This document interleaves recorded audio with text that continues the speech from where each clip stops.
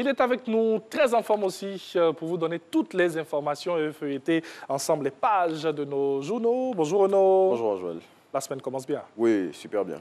Ok, c'est parti. Nous commençons cette revue de presse avec cette information. Crise énergétique en Côte d'Ivoire, la situation en voie de normalisation. Oui, c'est ce qu'indique le matin, selon le confrère, les dispositions prises par le gouvernement pour permettre aux populations de moins ressentir les effets de cette situation sont en train de produire de bons résultats. Le matin revient aussi dans sa parution de ce jour sur les investissements réalisés dans le secteur énergétique par le président Alassane Ouattara.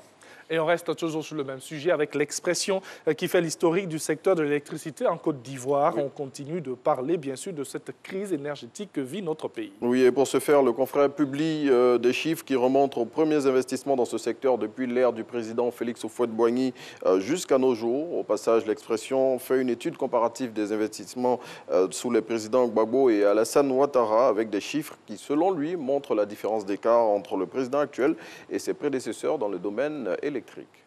Un autre sujet qui fait plaisir, le Premier ministre a regagné Abidjan le vendredi dernier. Oui, Patrick Achi est rentré de la France où il s'était rendu pour un contrôle médical. À son arrivée, le chef du gouvernement, selon l'intelligent d'Abidjan, a indiqué que tout allait bien et qu'il revenait pour reprendre le travail là où il avait laissé.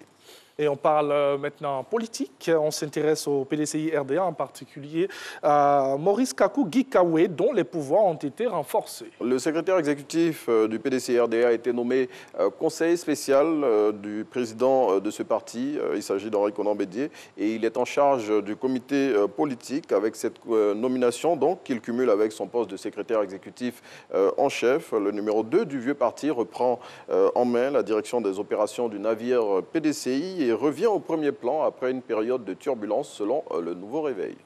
La suite avec l'Inter, à qui le représentant de l'Union européenne en Côte d'Ivoire a accordé une interview. Oui, dans cet entretien, Jobst von Kirchmann revient sur les 60 années de coopération entre la Côte d'Ivoire et l'institution qu'il dirige. Et il en dévoile aussi les nouveaux axes et souligne que les rapports entre les 27 pays de l'Union européenne et la Côte d'Ivoire ont toujours été équilibrés.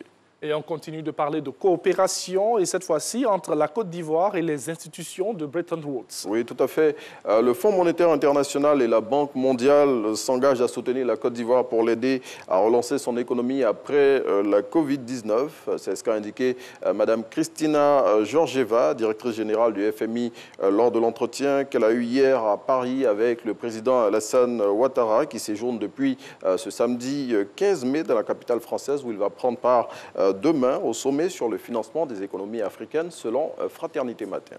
Et une autre bonne nouvelle, cette fois-ci en sport, au football. Les joueurs de l'Africa Sport passent à la caisse ce lundi. Oui, 40 millions de francs CFA, c'est l'équivalent de la manne financière qui sera répartie entre les joueurs des OIE aujourd'hui après une longue période sans salaire. Cette situation, selon le site d'information Presse Côte d'Ivoire, a été rendue possible grâce au nouveau bureau mis en place à la tête du club vert et rouge par le comité de normalisation de la Fédération ivoirienne de football en fin de semaine dernière.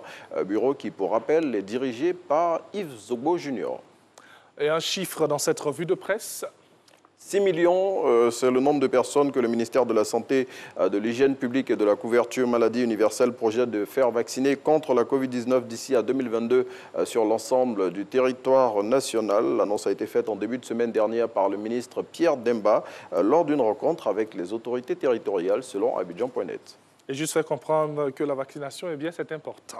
Nous terminons avec une affaire de sorcellerie qui secoue un village et nous prenons la direction de nos régions. Nous sommes à Gagnoa. Oui, des élèves sorciers créent la panique à l'EPP Bayota, un village situé à 40 km de la ville de Gagnoa. Et selon Allopolis qui relate cette histoire rocambolesque, 3 élèves sorciers ont avoué avoir mis des boules dans la gorge d'une institutrice qui serait en danger de mort. À en croire l'hebdomadaire d'investigation, ses collègues ont organisé une marche de protestation contre ces pratiques mystiques. Merci beaucoup, Renaud. Merci, Joël. Là-bas, il n'y a pas de moins. Non, on ne risque pas.